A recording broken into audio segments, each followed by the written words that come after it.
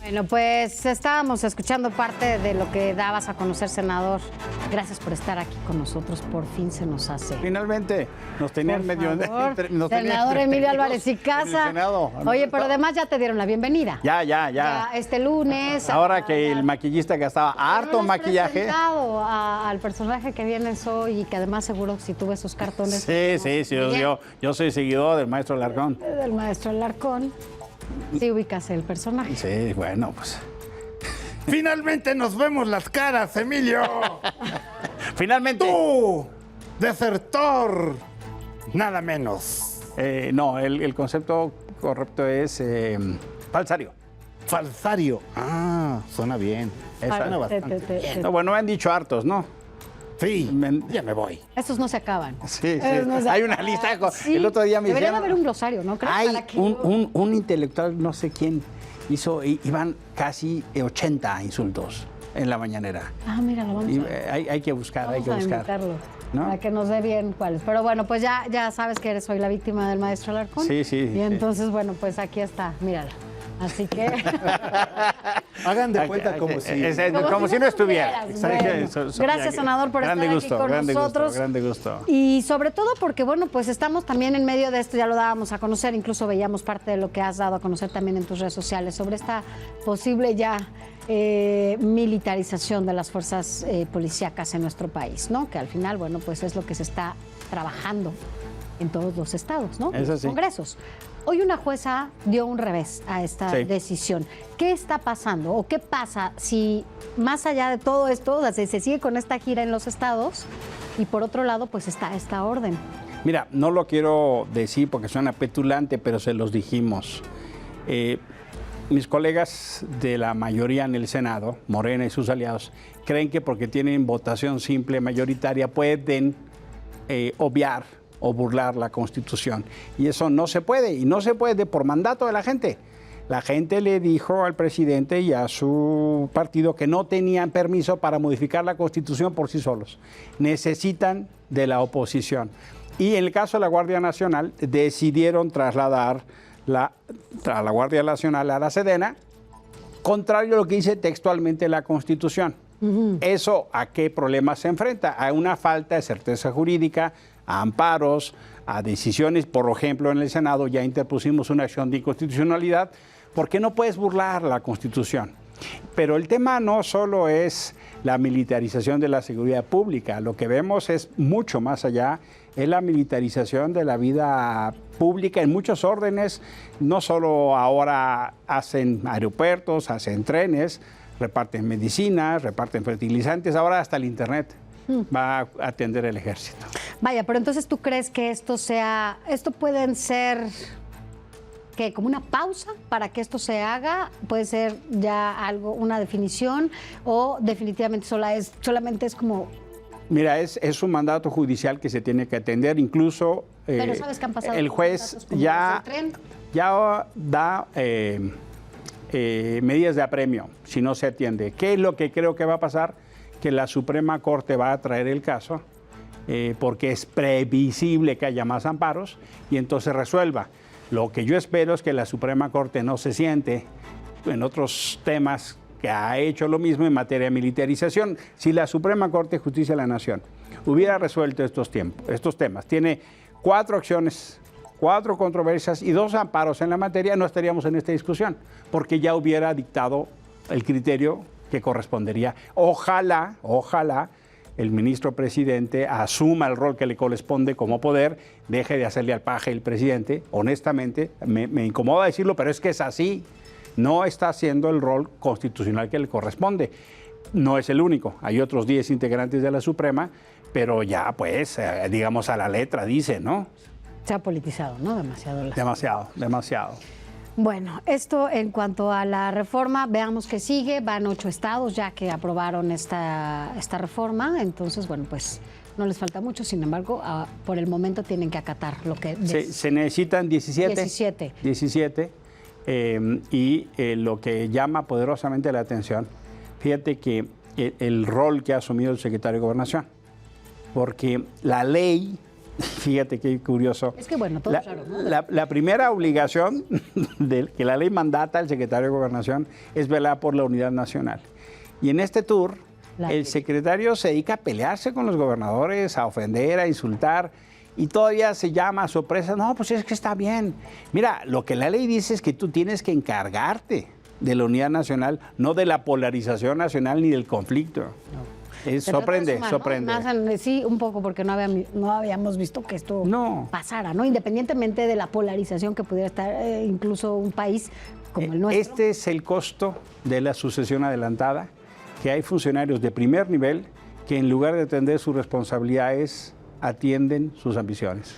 Ahora, hay una carrera, así como ya lo decías, rumbo al 24, en donde, claro, vemos aspirantes muy bien definidos desde el oficialismo, ¿no? O sea, tenemos muy bien. Sin embargo, la otra parte, pues no está clara, ¿no? O sea, apenas empiezan a levantar la mano, se empiezan a crear grupos, ¿no? Entre la ciudadanía, entre algunos actores políticos, incluso que antes coincidían, ahora no, y están en este grupo llamado Frente Cívico, ¿no? ¿Cómo no? Que lo están haciendo justo para crear un nuevo bloque, ya que pues ya no hay un bloque opositor. Claro, ¿no? Ya no hay esa posibilidad después de la ruptura que hay por el Partido Revolucionario Institucional. Primero saber, ¿qué esperas? ¿Crees que sí pueda ser una buena balanza, puede ser un buen contrapeso cuando vemos actores que, bueno, pues ya han estado en la política también? Mira, el Frente Cívico Nacional surgió justo para eso, para ir haciendo acción en el territorio. Nos sumamos con otras más y construimos una plataforma que se llama Unidos, que busca justo hacer una alianza desde la sociedad civil y que pretende ser una respuesta a la gente que está muy preocupada por lo que pasa en el país y no ve.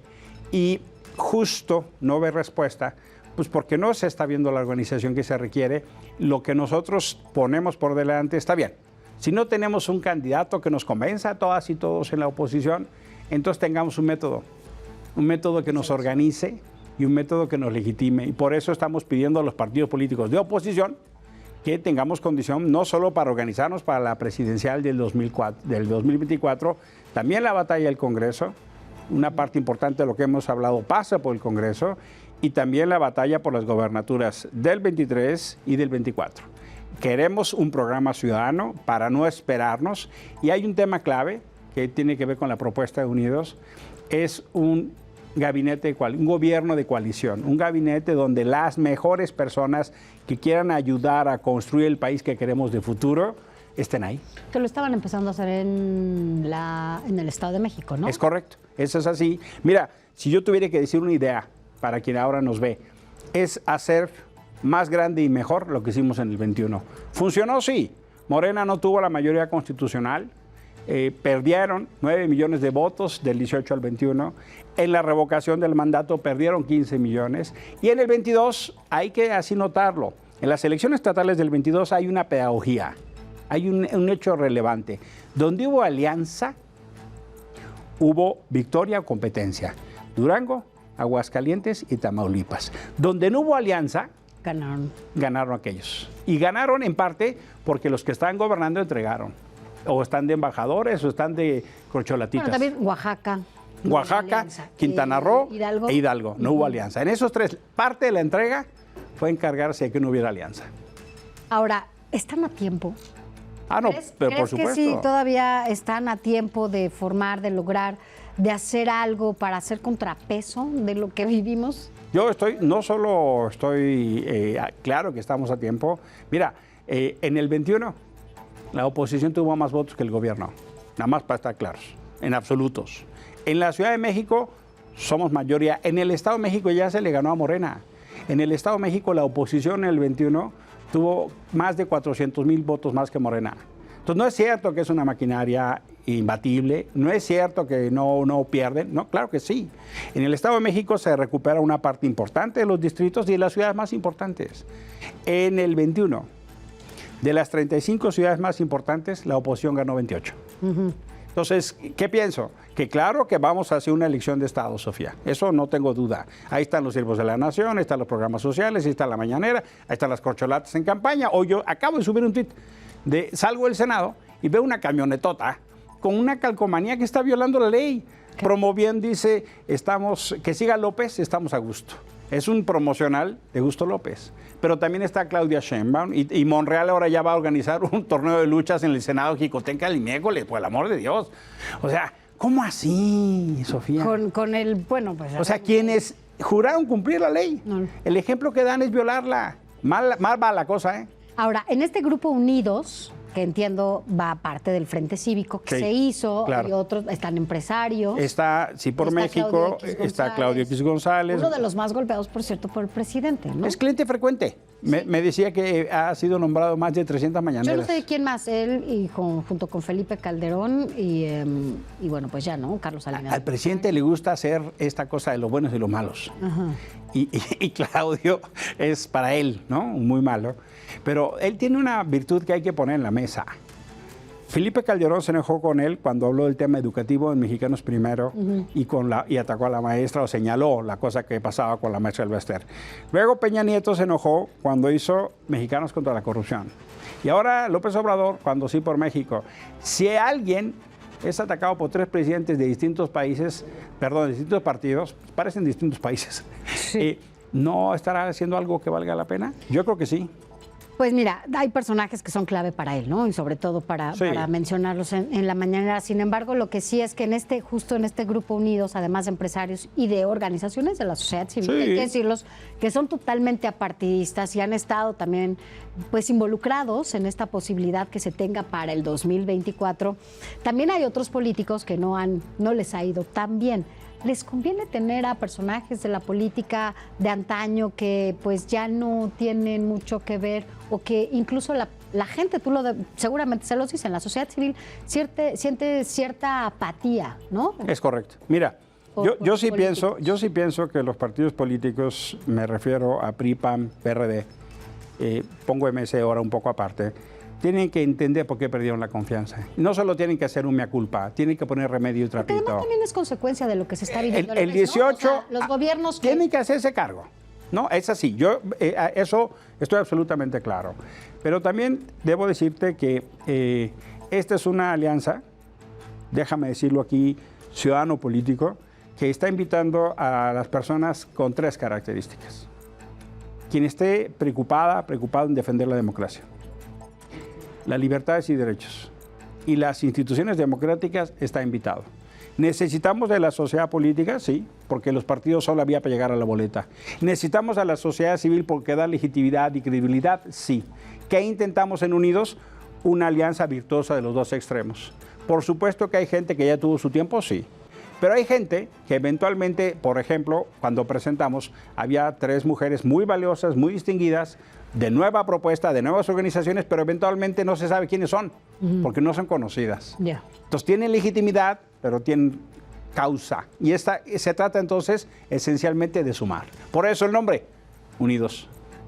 Por eso el nombre, y bueno, a propósito de Unidos y lo que mencionabas del secretario de Gobernación, finalmente, ¿qué opinas sobre esta declaración que hace el secretario de Gobernación en donde además adelanta, dice, o no sabemos qué es, o se le salió, donde dice que un militar puede ser presidente? Mira, han ido cometiendo una serie de expresiones que son algo más que una confesión. Hay comentarios que son algo más que una confesión.